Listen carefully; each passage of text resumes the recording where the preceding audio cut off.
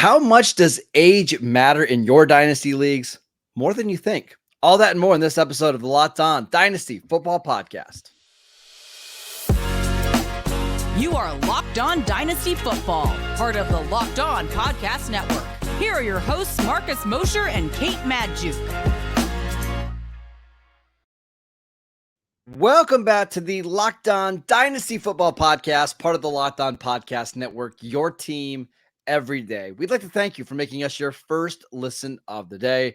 Today's episode is brought to you by FanDuel. Make every moment more. Right now, new customers can get $150 in bonus bets with any winning $5 bet.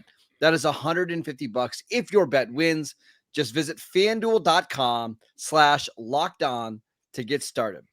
I am your host, Marcus Mosher. You can follow me on Twitter at Marcus_Mosher. Joining me today, as always, is Kate Madjuk. You can follow her on Twitter at Kate Madjuk. And it's a Wednesday episode, so of course that means we are joined by Matt Williamson. Check him out on Twitter at WilliamsonNFL. We are answering your mailbag questions. And this first question comes from John. He wants to know, how much does age really matter when it comes to dynasty players in your dynasty leagues? Matt, why don't you go first? All right. So I've been doing this a long time, and I am one of those old school dynasty people, youth picks, future first. Give me all the stuff ahead of them, and I'm going to groom these great young players. This might surprise you, but I think one of my weaknesses as a dynasty owner, especially this time of year, is I stress it too much, because this time of year, especially rookie draft time, everyone's dumping the 35-year-olds, of course, the 30-year-olds for future thirds, future fourths, long shots. And then you make the mistake of, here's the regular season. It's Sunday morning. I got to set my lineup. I got to check my boxes. And I don't really have anyone I'm real comfortable starting. Like building for the future is great, but who are my starters now? I can't, a bunch of Kendre Millers and Tajay Spears of week one last year don't do you any good. Now, of course, I mean, we could dig into this, could be 5 podcasts, obviously. How much should we value age? And if you're a beginner dynasty, player, then the answer is it's extremely important. I mean, but it's also very positional. A 28-year-old running back versus a 28-year-old quarterback is night and day. Quarterback, it hardly bothers me at all. I could have 3 or 4 32-year-old plus quarterbacks on my roster and be very comfortable. So depending how deep we want to dig in, I mean, if you're new to dynasty, great, good to have you, and value age a great deal. But some of us that have been doing it a long time can fall into bad habits of selling the old guy short. Kate. Yeah, I think that's very fair. And honestly, Matt, I might be the just over the other side of your stance. I might value it a little bit too little, because I do, especially when it comes to wide receivers, quarterbacks, positions where it maybe doesn't matter as much. I am trying to build depth. And you know what? All of the dynasty championships that I win, they're generally the teams that have the most depth, not necessarily the teams that have the most youth. And I think because of that, and maybe those are just the rosters I'm constructing that happen to win the championships, but I do think all in all, depth is a key piece in dynasty. And you can't build a dynasty without depth. You go all in on a couple of players, your season could be over as quickly as it started based on injuries. The longest lasting dynasties I all have depth. And a lot of times I do think that can sometimes mean sacrificing the youth factor. And maybe we need a Goldilocks kind of mixture of Matt and I and our philosophies toward dynasty, because I have a feeling that the sweet spot is generally somewhere in the middle. How much does it matter? It matters a lot more for dynasty than it does for redraft. It matters a lot more for running backs than it does receivers, or especially quarterbacks. But it is all relative. Matt, I wanted to ask you, you were talking about how much it matters at positions. At what age do each position kind of peak? Like for a running back, is it 24, 25? What about for receiver? Like, can you go position by position and kind of tell me like the cutoff age where you think players start to decrease in value? 27 for running backs has always been the magic number, and I think, that's pretty safe as well.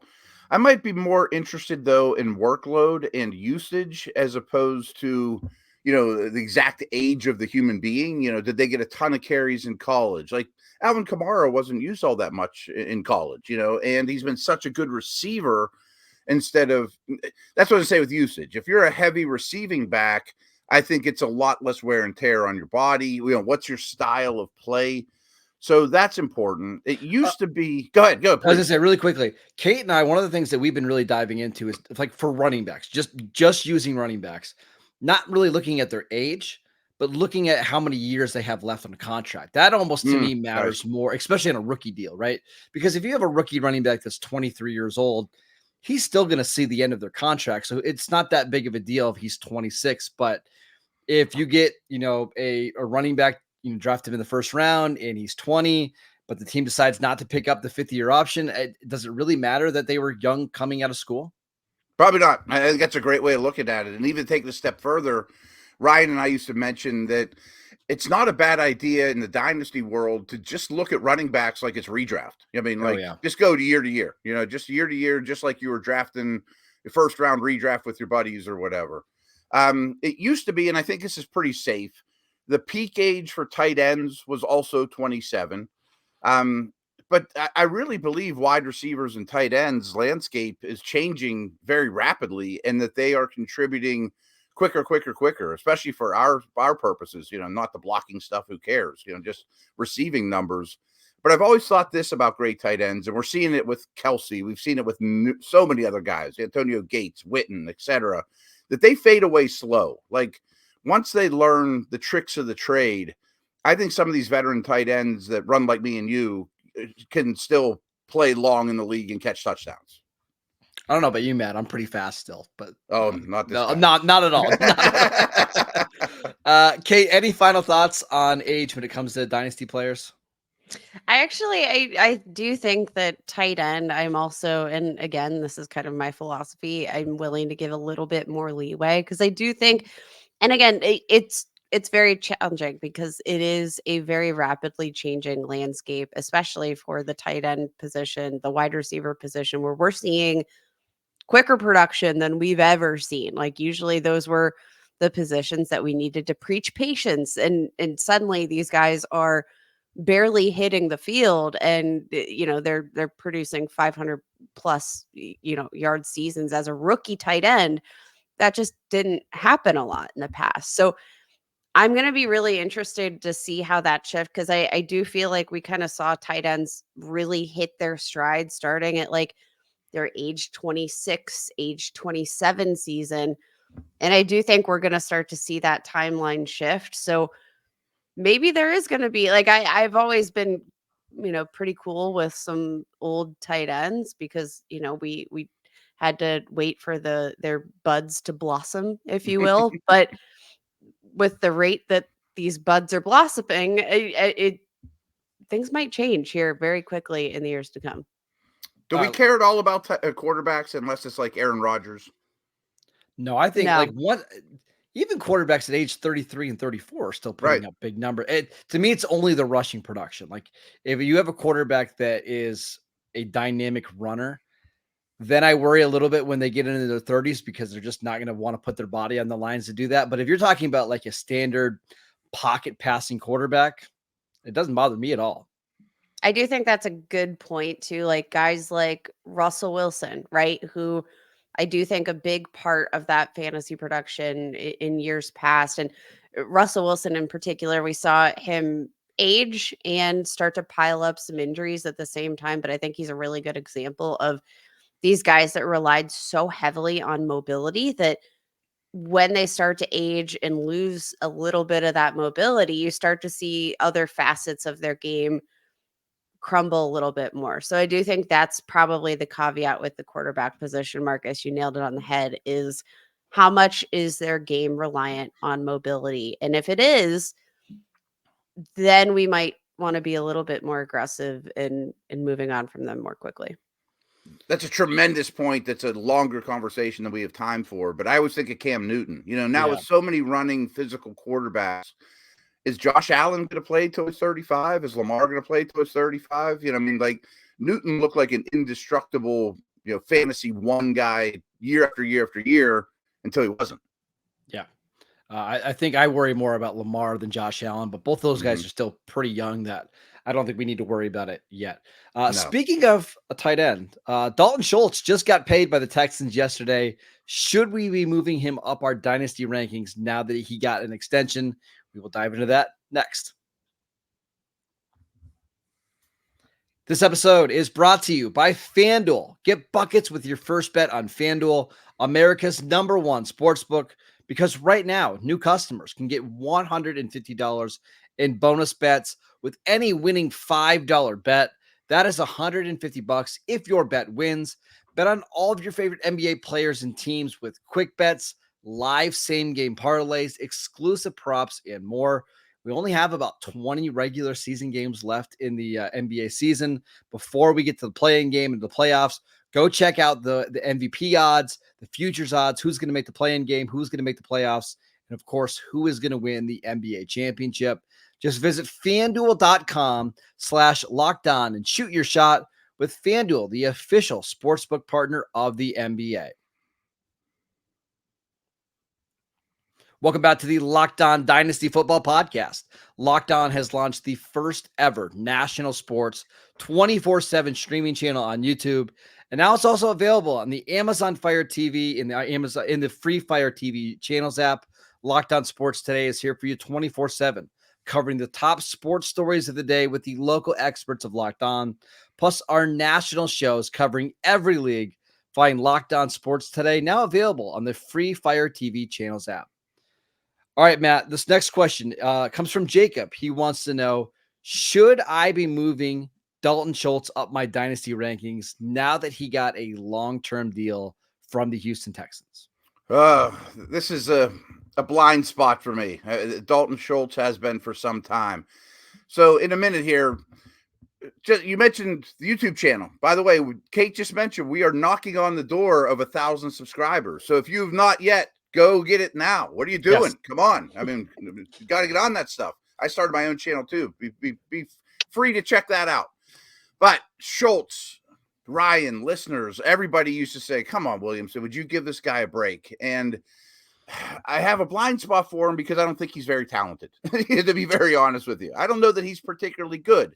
But kind of like our conversation about once you learn the tricks of the trade at that position, you can stick for a long time. I think he's already over that hump. And I held it against him in Dallas that I thought, and Marcus, you'd know this better than me, he was in such a tight end friendly environment with a very tight end friendly quarterback, but he might have lucked into the same situation now. So what's the difference? I mean, I think it's time for me to stop saying this guy's not that great and just say, put him in your lineup. Kate. I've actually always been probably a bigger fan of Dalton Schultz than you, Matt. We're on opposite sides of the coin in pretty much every facet today. Now, I have to say, year one in a new system with a rookie quarterback, like things probably couldn't have gone any better for Dalton Schultz. 88 targets, 59 catches, 635 receiving yards, 5 touchdowns. Actually ranked, top end among tight ends in terms of end zone targets, red zone targets, those really valuable touches that are opportunities that you could have in an offense, especially one that I think is going to score as often as we probably saw here and then beyond some in the future. I think Dalton Schultz, a pretty solid value at this point, averaged, just over 8 fantasy points per game in half PPR formats.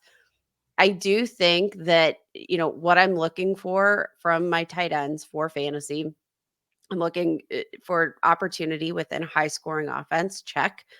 You love to see the quarterback situation. Check. You love to see him running routes, ranked top 15 among tight ends. And that was missing 2 games on the season in terms of routes run. Check, check, check. I think you can buy into Dalton Schultz. And the pricing is actually fairly reasonable right now. Coming into this month at Dynasty League Football, average as the tight end 28.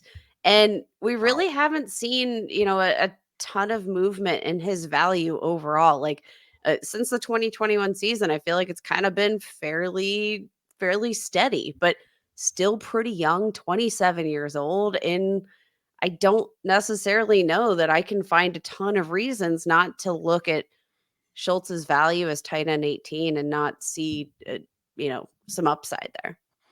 So I'm of the belief that there's absolutely no way that he's going to finish outside of the top 12 tight ends next year. As long as he stays relatively healthy, I'm just also not that interested in trading for him either.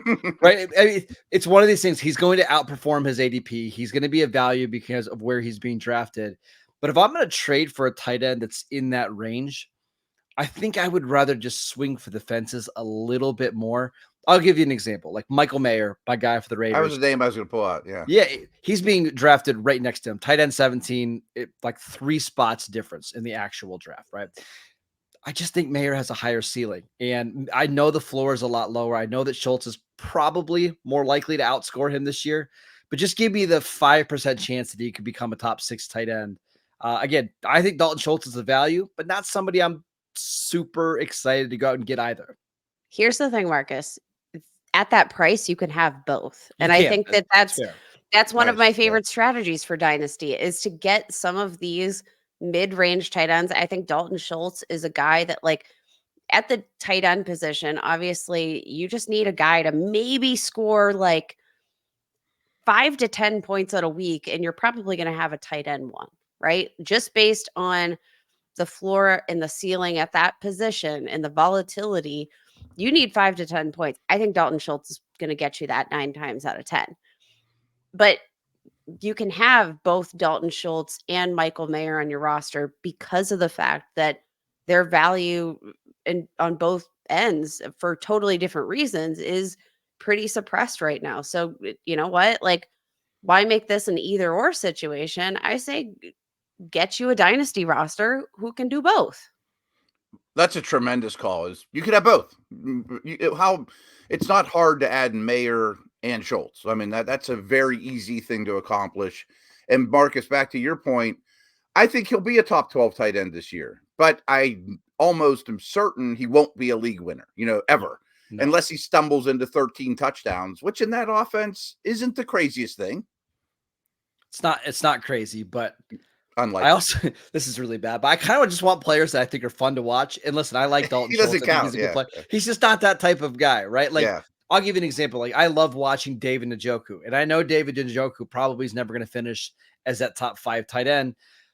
But I want my players on my team, like, I want to have fun watching them. And unfortunately, that's not Dalton Schultz probably for either of us. Kate, I know you like him a little bit more.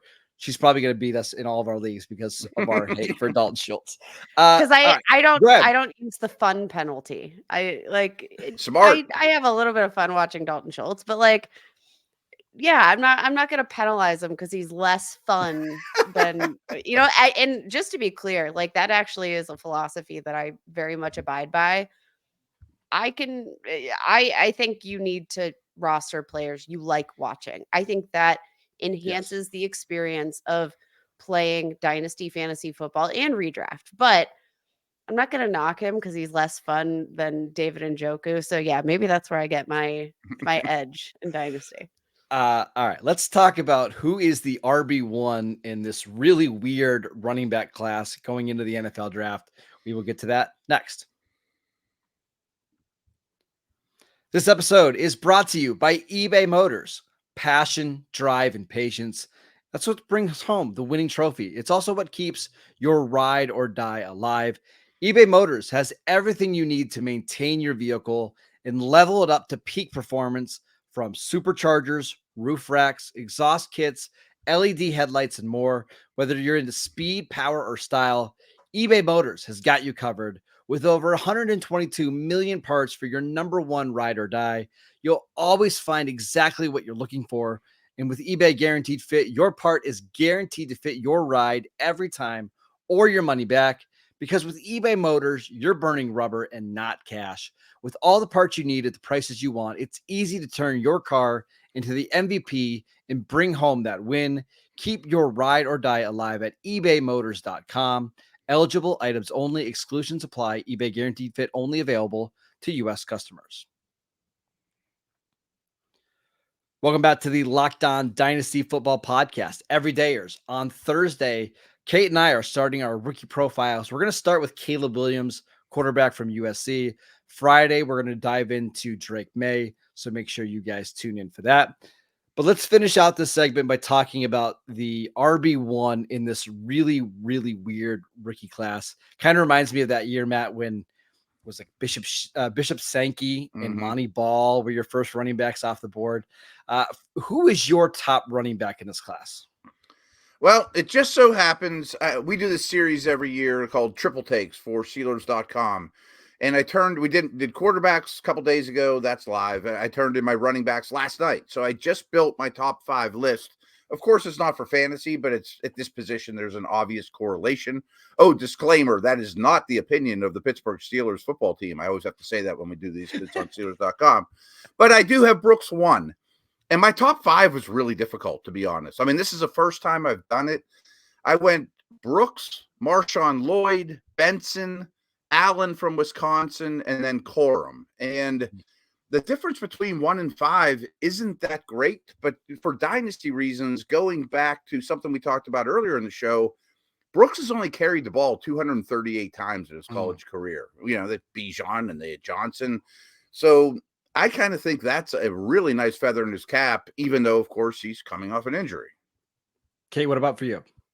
I'm also in on Jonathan Brooks. And I mean, you mentioned it, obviously coming off that torn ACL, but he's 20 years old. He's going to turn 21 here over the summer. But I mean, in this really limited sample size, obviously didn't get to see him test at the combine because of that. But I think everything I saw on the field between size, I mean, all of his advanced metrics, 91st or better percentile in PFF rushing grade, missed forced tackles per attempt, zone rushing grade, receiving grade, missed forced tackles per reception. Like, he hits all of the boxes for me and is probably the most well-rounded prospect that I see both on tape and from an analytics perspective. So he gets the cake.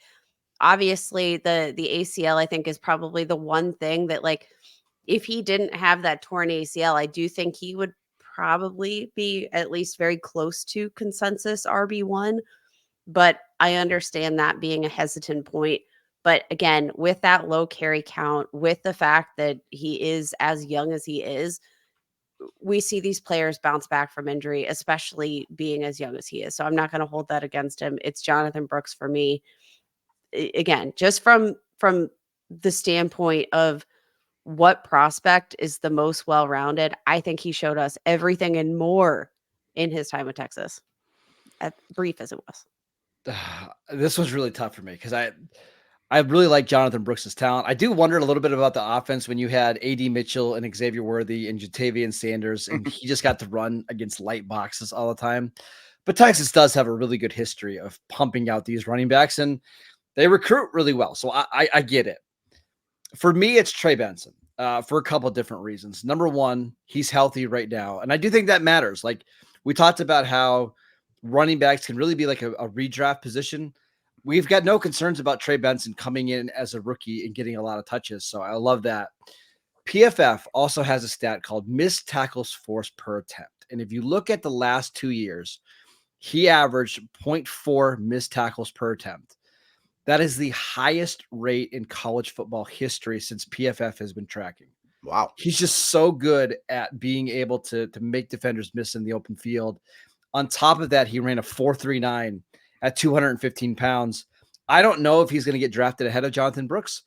And frankly, I don't really care. I just care that he lands in a good situation. And I'm guessing he's going to go late second round, early third round. And with all these running backs, Matt, you mentioned, like, there's so many good running backs. I think this year more than any, the landing spot's going to really determine who is RB1 and who's RB2 in this class. 100%. And I didn't want to take that cheat code because obviously that's huge for running backs and obvious rookie production if they're stuck behind somebody good or not. And again, I had Brooks number 1. If he falls to the 5th round, the NFL told us we're worried about the injury. You know what I mean? Like, draft capital is going to be important too.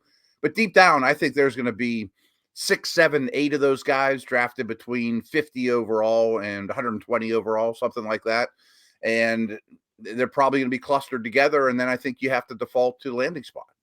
Matt, can I just ask you really quickly about Braylon Allen? Because he's somebody that we haven't talked about a lot in this show. Yeah. But how many running backs out there are 6'3", 240 pounds that can run in the 4.4s like Allen? I worry about his passing game stuff, but does he have the highest ceiling of all the running backs in this class?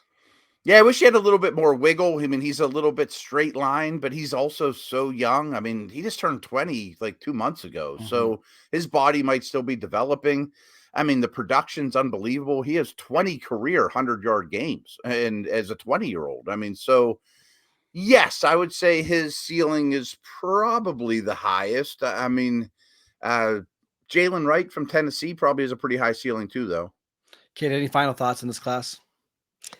I do think the biggest tiebreaker here, and we kind of mentioned it. We talked about combine winners and losers earlier this week, and whether or not we're really buying into these combine performances in terms of dynasty value. And I will say it has been kind of a struggle because I feel like every time there's a really good looking prospect, there's always something, right? And that's why we don't have a clear-cut winner in this class. I mean, Bucky Irving, you look at his production profile out of college, his involvement as a receiver, and you think, okay, if he can test well at a small size, he could be RB1, and then comes out, falls flat on his face at the combine. Like there's no real complete profile that we have. And I do think that because of that, the landing spot for all of these guys is going to be the ultimate tiebreaker in a class that I think has plenty of flaws, but also plenty of depth. It's a really, really weird running back class. I'm sure these guys will start to separate from each other over the next month and a half. Can't wait to dive in to more of those when we do our rookie profile. So make sure you guys are tuning in for that. Make sure you go check out the YouTube channel. Again, we're really close to 1,000 subscribers. So go hit that subscribe button. Go check out Matt's YouTube channel. I know he's trying to build that as well. Lots of really good football content on that as well. Go follow Matt on Twitter at Williamson NFL. Follow Kate at Kate Maju. Go check her work out at Pro Football Focus and Behind the Steel Curtain. I'm at Marcus _Mosher, and we will see you right back here tomorrow.